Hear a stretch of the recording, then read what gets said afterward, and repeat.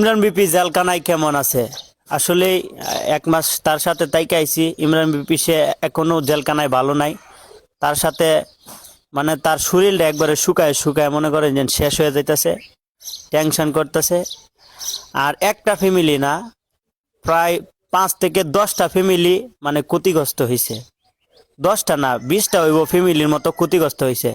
আপনারা আমাদেরকে বিপদে ফেলায় আল্লাহর কাছে দোয়া করে দিলাম, আপনাদেরকে হেদায়েত করুক, আপনাদেরকে বুঝ দান করুক, আপনারা ভালোভাবে যাতে চলতে পারেন। হ্যাঁ, আপনাদের জন্য ভালোভাবে যাতে চলতে পারেন এই দোয়াটাই করি। আপনাদেরকে আল্লাহ তাআলা বুঝ দান করুক।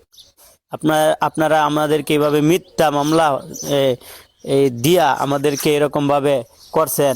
আপনার আল্লাহর কাছে আমরা একটাই বিচার দিমু।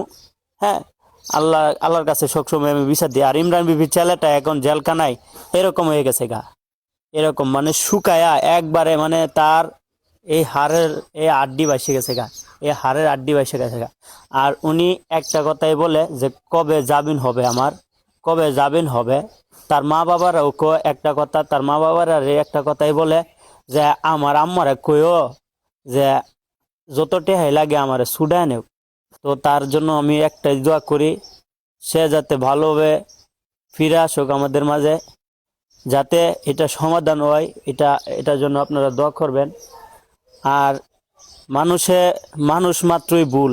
সে সে যদিও আপনাদের সামনে ভুল করে থাকে, কিন্তু সে এখন বুঝতে পারছে যে কতটুক মানে এখন সরলতা পাইছে। মানে এখন একটা জিনিস সেভাবে তার ফ্যামিলি আগে, তারপরে তার ছেলে আগে, তারপর হচ্ছে যে সে মানুষের সাথে কিভাবে ভালো ব্যবহার করবে, মানুষের কথা ভালোভাবে শুনে।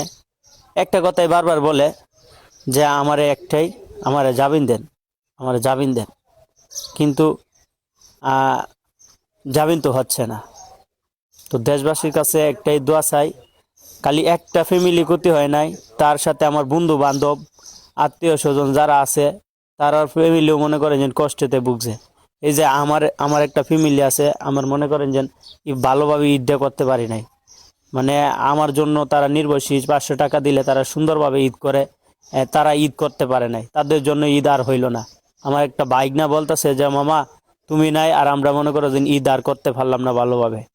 তো মামা খুব মিস করছি, কান্না করছি, আয়শা কান্না করছে।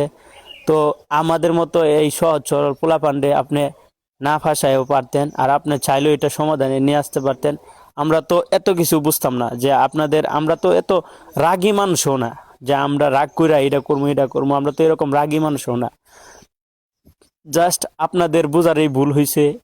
আমরা ছোট মানুষ, আমরা তো এত কিছু বুঝতাম না। যদি বুঝতাম তাহলে আপনাদের সাথে এরকম ভাবে আর মিশতাম না।